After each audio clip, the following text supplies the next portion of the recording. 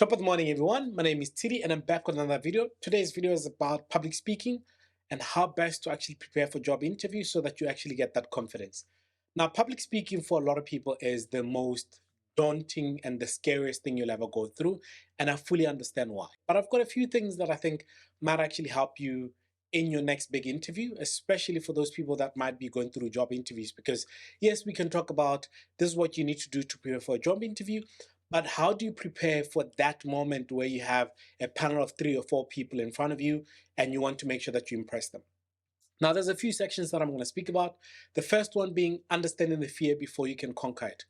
One of the things that we try to do in most scenarios is to try and ignore the fact that knowing that we're going for a job interview, we're scared or we're actually in a very vulnerable spot. And that's one of the reasons why it's a very scary thing to actually get into job interviews or be in a public speaking scenario. It's that the idea of people being in front of you is one of those things that literally scares a lot of people because you're worried about, are you going to be judged? Are you going to make mistakes in your speech? And are you not living up to the expectations? Do you have that imposter syndrome that we need to worry about? Those are some of the things that come up in front of everybody. So the first secret for everybody is that just know that everybody feels this way. Even some of the people that have been doing this for a very long time, they always have different things that they worry about, that they might think, okay, what if I don't put this point across the correct way? So acknowledge the fact that you're actually scared and understand that, that's the fear that you've got. Number two is the power of preparation. I think one of the things that I've spoken about in a lot of my videos is always about preparing for job interviews. Same thing that I've done actually when it came to this particular video is I had to first go through different articles, had to read different articles that speak about public speaking, how some of the people have overcome it, how people do things. Some people take pins and they pinch their fingers with those pins. So people do different things. So it is very important that you actually prepare. And what that preparation means, research. You need to come up with as much research as possible. And once you actually done the research, you also need to make sure that whatever phone you've got, put it in front of you, record yourself as you start speaking. It builds that bit of confidence because then you can come back and look at that video and say, okay, this is what I was trying to say. And also understanding what your panel is going to look like, going to their LinkedIn profile, making sure that you know where they've worked, how they've worked, what they've done in the past, are some of the most critical things that you'd actually ever do when it comes to preparations.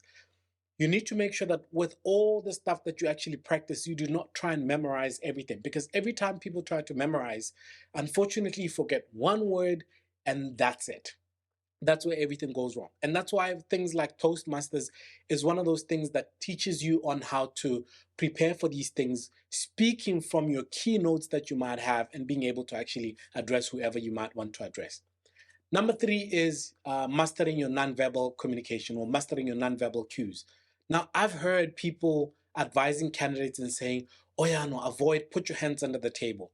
If you are somebody like me that uses their hands and you want to emphasize certain things and you want to explain to people that something fits in a box, and all of a sudden you have to say, it fits in a box, and you don't actually take up your hands, unfortunately, you're going to fail because then you're not going to be as confident as you want to be. Now, before you utter any other words that you might want to say, your body language speaks volumes. Attention to your posture. Are you standing upright or are you sitting upright? One of the tricks that I always give to anybody that goes to a job interview is always sit at the edge of your chair. Do not sit in the middle of the chair or towards the back of the chair. Sit at the edge of the chair, because what it does is it helps you straighten your back just a little bit. And also make eye contact. Whoever you're speaking to, like right now that I'm speaking to you guys, make that eye contact and explain to people what you're all about. Explain to them what you're doing. So mastering your nonverbal cues is one of those things that I think are extremely important. And it also helps express your confidence to the interviewer so that they feel that you're engaged because you're looking at them and you're speaking to them. And they know that if you are one of those people that use their hands, you're able to actually express certain things with your hands.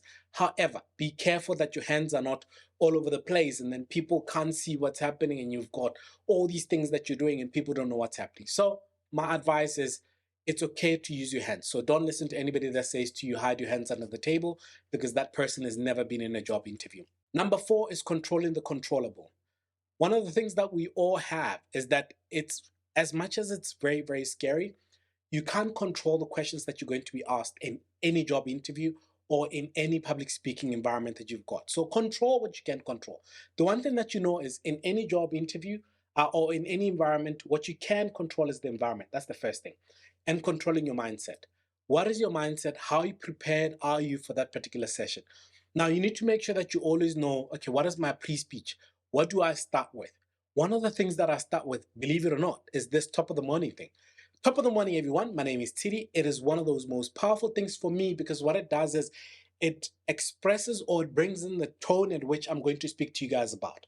If I come in and I say, top of the morning, everyone, my name is Tshidi, that already takes my whole conversation into this monotone, boring thing. So that's why I'm saying find something. Make sure that your mindset is actually perfect for whatever you're actually doing. And create your pre-speech. What are you going to start with? What are you going to start doing? Rituals that help you calm down are very important. Some people do deep breaths, some people visualize, some people do pep talks to say, you are the best, you are the best, you can do this, you are the best. Make sure that you do something that helps you. And the environment that you've got is distraction free. Number 5, the art of engagement. It's the bridge between you and whoever you're talking to. Now, one of the things that we've seen is there's been some TED Talks. Like for some of the people that watch TED Talks, the thing about the people that speak or that actually always go into TED Talk is that they have the ability to keep you engaged in whatever topic they're talking about. The art of engagement is also the ability to tell the stories. Can you tell a story that people want to actually listen to? Obviously, some of us, when we're all over the place, people cannot really try and put together stories as to what you're saying. That's why we try to make sure that we do as much research as possible so that we can bring it to you guys in a much more structured way. Number 6 is handling mistakes gracefully. I think one of the things that people tend to forget is we all make mistakes. I make mistakes. The only thing that I'm lucky about with my videos is when I make a mistake, I can stop, edit it, remove that little bit, and then go back and actually repeat the same thing that I wanted to say. So that's the only thing that I've got an advantage about when it comes to these videos. However, for you, if you make a mistake, it is always very important that you try not to avoid making mistakes, but try and find a way to actually handle those mistakes. And the other thing is stumble, take a brief pause, and then collect your thoughts and then start again and then start sharing. But here's one more powerful thing that you could also do. As anybody that's going through any process, is to make sure that you own that mistake. Don't just make the mistake, panic, try and fix it. Sometimes it's okay to say, whew, listen, I'm very nervous because obviously, speaking in front of people and trying to express what you're talking about is one of those things. So, own that particular mistake. And then the last one is continuous improvement.